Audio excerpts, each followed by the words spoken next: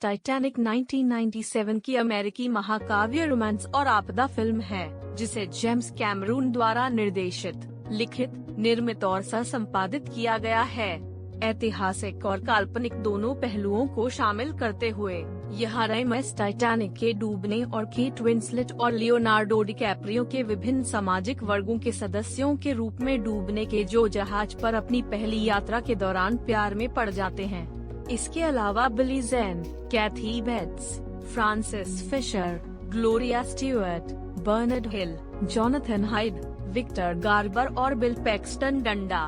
1996 में अनुसंधान पौध अकादमिक मस्टिस्लाव ग्लेडिश पर सवार ब्रॉक लवेट और उनकी टीम ने आरएमएस टाइटैनिक के मलबे की खोज की। डंडा वे एक तिजोरी को पुनः प्राप्त करते हैं। उन्हें उम्मीद है कि इसमें एक बड़े हीरे के साथ एक हार शामिल है जिसे हार्ट ऑफ द ओशन के रूप में जाना जाता है। इसके बजाय वे केवल हार पहने एक युवा नग्न महिला का चित्र पाते हैं। स्केच 14 अप्रैल 1912 का है। उसी दिन टाइटैनिक ने हिमखंड को मारा था जिससे वह डूब गया था।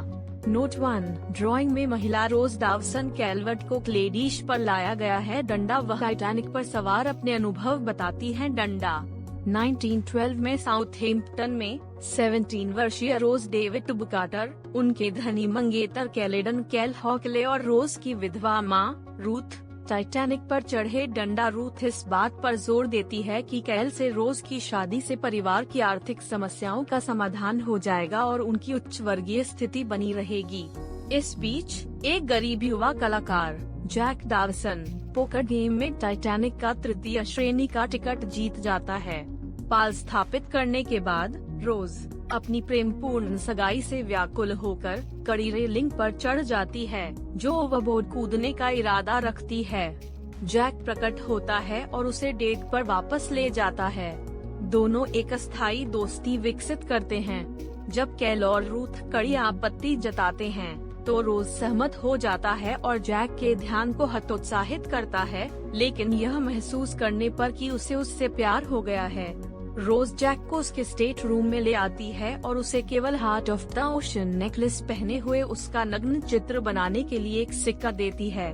वे बाद में कैल के नौकर लवजॉय से बचते हैं और कार्गो होल्ड के अंदर रेनो टाउन कार में सेक्स करते हैं। आगे के डेक पर वे एक हिमशैल के साथ जहाज की टक्कर को देखते हैं और उसके अधिकारियों और बिल्डर को गंभीर स्थिति पर चर्चा करते हुए सुनते हैं। कैल को जैक का स्केच और रोज का अपमानजनक नोट उसकी तिजोरी में छोड़े गए हार के साथ मिल जाता है। जब जैक और रोज टक्कर के बारे में दूसरों को चेतावनी देने के लिए वापस लौटते हैं, तो कैल लवजॉय को चोरी के लिए तैयार करने के लिए हार को जैक की जेब में डाल देता है। जैक को तब मास्टर एट आर्म्स के कार्यालय में सीमित कर दिया गया था। कैल फिर हार को अपने ओवरकोट की जेब में रख देता है। जहाज डूबने के साथ रोज कैल और उसकी मां को छोड़कर भाग जाती है, जो एक जीवन रक्षक नौका पर सवार हो गई है। रोज जैक को ढूंढता है और मुक्त करता है और वे बमुश्किल से नाव के डेक पर वापस लाते हैं। कैल और जैक ने रोज से जीवन रक्षक नौका पर सवार होने का आग्रह किया। खुद को बचाने की व्यवस्था करने के बाद कैल झूठा दावा करता है कि वह जैक को जहाज से सुरक्षित निकाल सकता है। जैसे ही उसकी लाइफ बोट को उतारा गया, रोज जैक को छोड़ने में असमर्थ वापस बोट पर कूद गया। कैल लवजॉय की पिस्तौल पकड़ लेता है और रोज और जैक का पीछा करते हुए प्रथम श्रेणी के डाइनिंग सैलून में घुस जाता है। वे दूर हो जाते हैं और कैल को पता चलता है कि उसने अपना कोट और फलस्वरूप हार रोज को दे दिया। बाद में वह एक खोए हुए बच्चे के पिता के रूप में एक जीवन रक्षक नौका पर चढ़ गया। जैक और रोज नाव के डेक पर लौटते हैं। जीवन रक्षक नौकाएं चली गई हैं और जहाज का स्टर्न ऊपर उठ रहा है क्योंकि डूबा हुआ धनुष डूब रहा है। जैसे ही यात्रियों की मौत हो जाती है, जैक और रोज सख्त रेल से चिपक जाते हैं। उठा हुआ जहाज आधा टूट जाता है और धनुष खंड नीचे की ओर गोता लगाता है। शेष कड़ी वापस समुद्र पर पटक देती है, फिर इससे पहले कि वह भी डूब जाए, फिर से ऊपर उठ जाती है। ठंडे पानी में जैक गुलाब को एक लकड़ी के पैनल पर चढ़ने में मदद करता है, जो केवल एक व्यक्ति के लिए पर्याप्त है और जीवित रहने का वादा करता है। हाइपोथर्मिया से जैक की मृत्यु हो जाती है और रोज अपने वादे को निभाते हुए एक लाइफ बोट द्वारा बचा लिया जाता।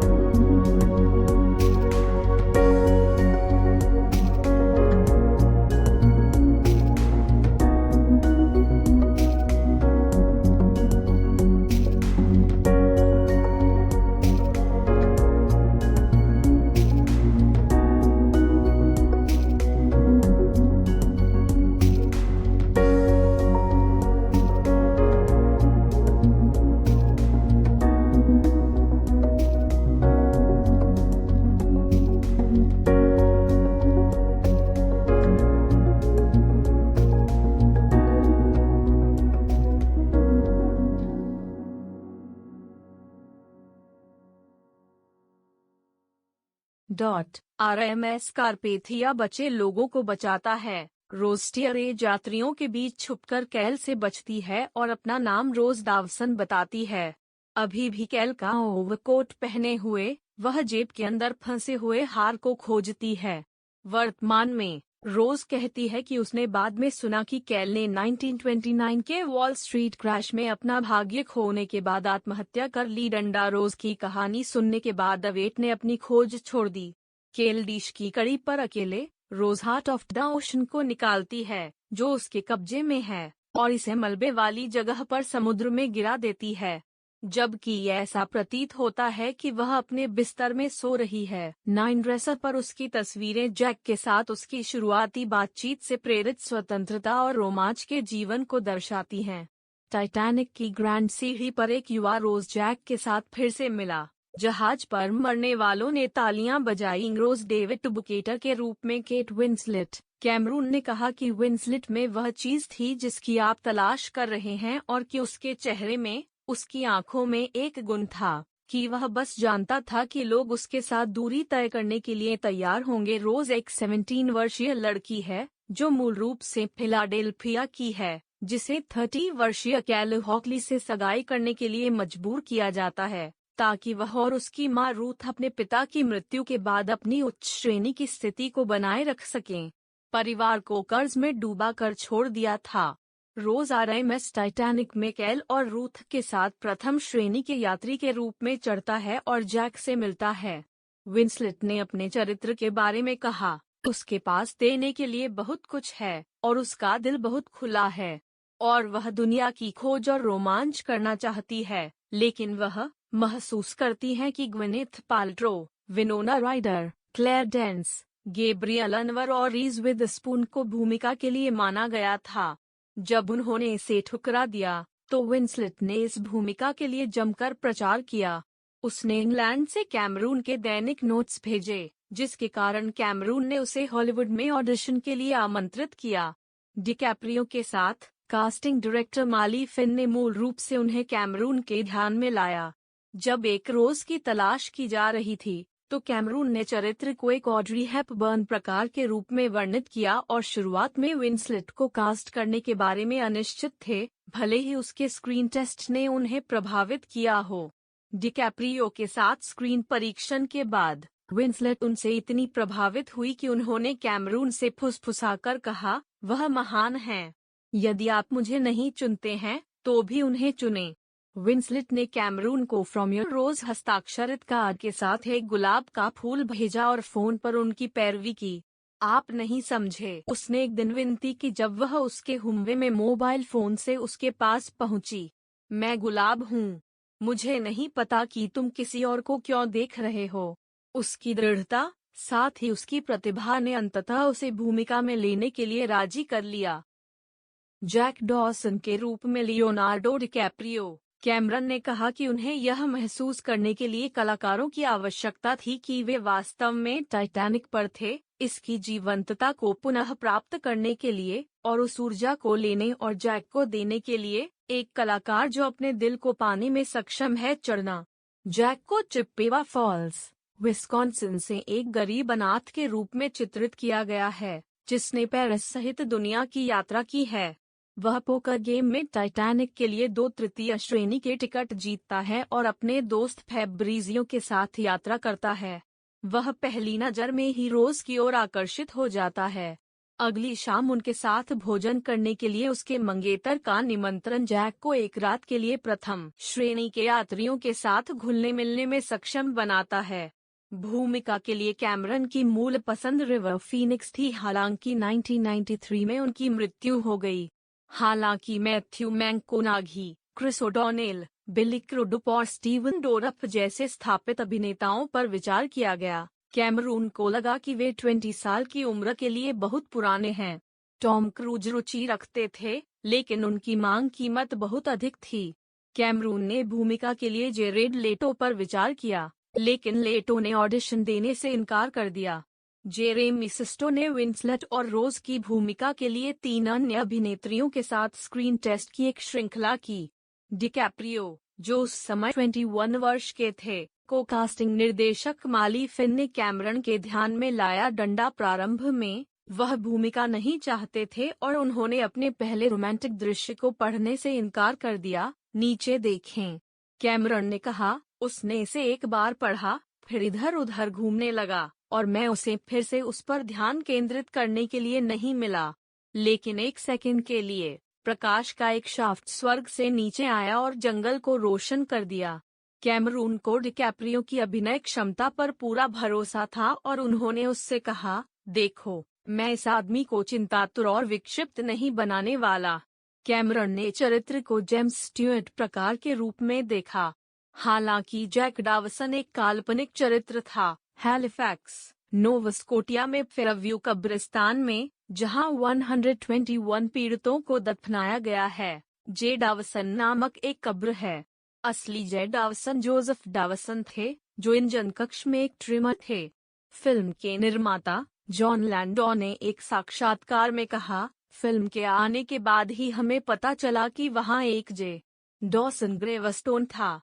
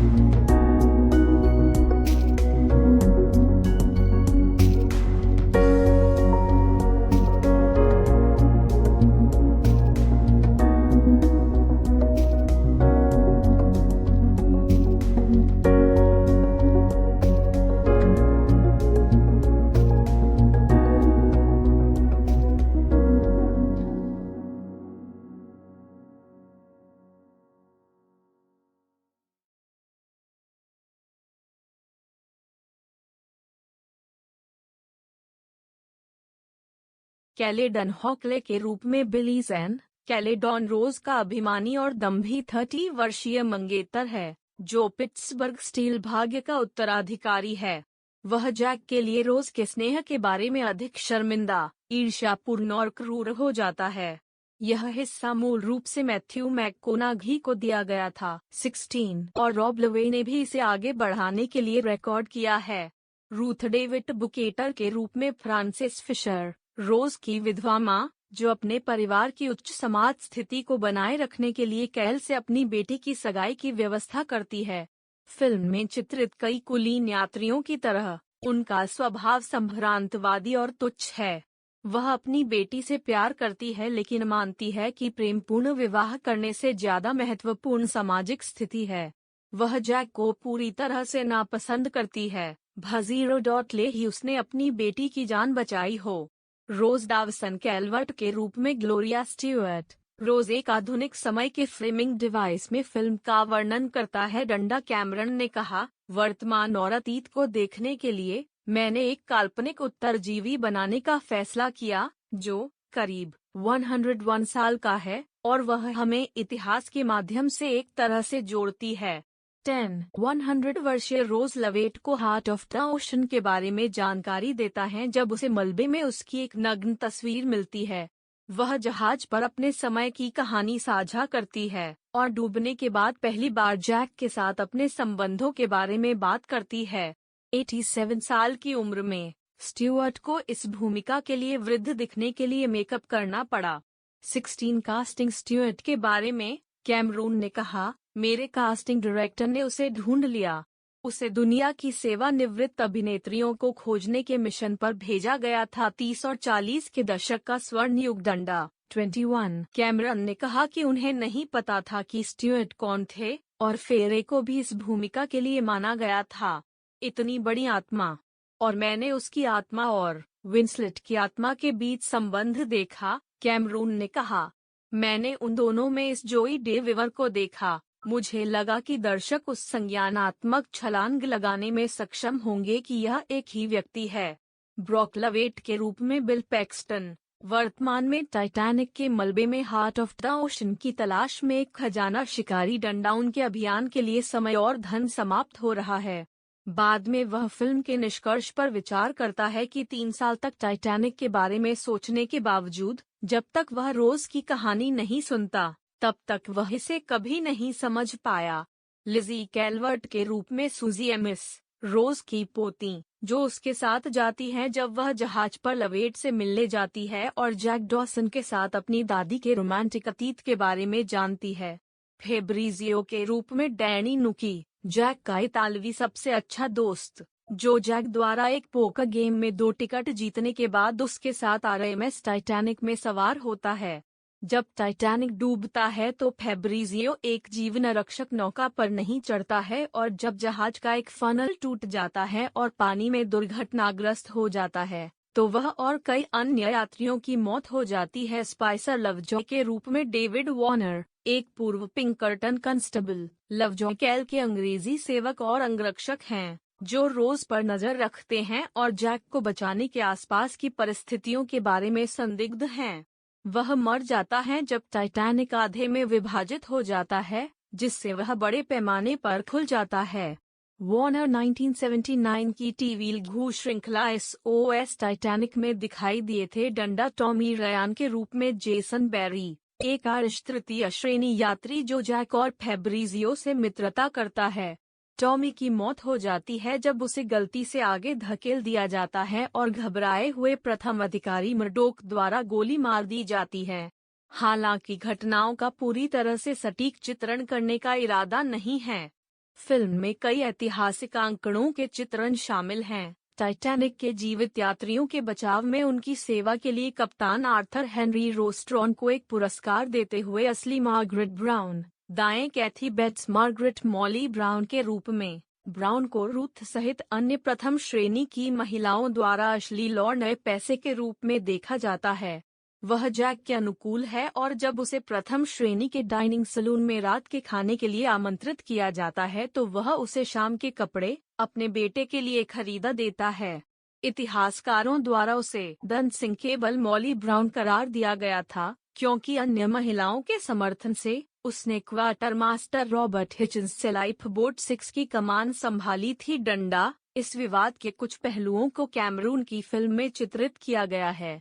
टॉमस एंड्रयूज के रूप में विक्टर गार्बर, जहाज के निर्माता, एंड्रयूज को एक दयालु, सभ्य व्यक्ति के रूप में चित्रित किया गया है जो अपनी भव्य उपलब्धि के बारे में विनम्र है। टक्कर के बाद वह दूसरों को, विशेष रूप से इस माय को समझाने की कोशिश करता है कि यह एक गणितीय अनिश्चितता है कि जहाज डूब जाएगा। जहाज के डूबने के दौरान उन्हें प्रथम श्रेणी के धूम्रपान कक्ष में घड़ी के बगल में खड़े होने के रूप में चित्रित किया गया है, जो एक मजबूत और सुरक्षित जहाज बनाने में अपनी विफलता का शोक मना रहा है। हालांकि यह टाइटैनिक के डूबने की सबसे प्रसिद्ध किंवदंतियों में से एक बन गया है। यह कहानी, जो 1912 की किताब टॉमस एंड्रयूज, शिप बिल्डर में प्रकाशित हुई थी और इसलिए कायम रही, जॉन स्ट्यूअर्ट से आई थी, जो वास्तव में जहाज पर एक स्टीवर्ड था। नाव संख्या 15 में लगभग 1:40 बजे जहाज छोड़ा। 24 उस क्षण के बाद एंड्रयूज को देखे जाने के प्रमाण थे। 24 ऐसा प्रतीत होता है कि एंड्रयूज अपने विचारों को इकट्ठा करने के लिए कुछ समय के लिए धूम्रपान कक्ष में रहे, फिर उन्होंने निकासी में सहायता करना जारी रखा। 24 एक अन्य रिपोर्ट में देखा गया कि एंड्रयूज यात्रियों द्वारा तैरने वाले उपकरणों के रूप में उपयोग करने के लिए डेक कुर्सियों को समुद्र में फेंक रहे थे। एंड्रयूज को आखिरी बार आखिरी वक्त में जहाज से निकलते देखा गया था कप्तान एडवर्ड जॉन स्मिथ के रूप में बर्नर्ड हिल। रिटायर होने से पहले स्मिथ ने टाइटैनिक को अपनी अंतिम यात्रा बनाने की योजना बनाई। डंडा जहाज के डूबने पर वह पुल के व्हील हाउस में पीछे हट जाता है, मर जाता है जब खिड़कियां पानी से फंस जाती हैं, जबकि वह जहाज के पहिए से चिपक जाता है। परस्पर विरोधी खाते हैं कि क्या वह इस तरह से मर गया या बाद में बहने वाली जीवनरक्षक नौकाबी के पास पानी में जमकर मर गया। जे. ब्रूस स्मे के रूप में Jonathan hide, white star line के अज्ञानी, असभ्य प्रबंध निदेशक, जो कप्तान स्मिथ को न्यूयॉर्क में पहले आगमन की संभावना और अनुकूल प्रेस ध्यान के साथ तेजी से आगे बढ़ने के लिए प्रभावित करते हैं, जबकि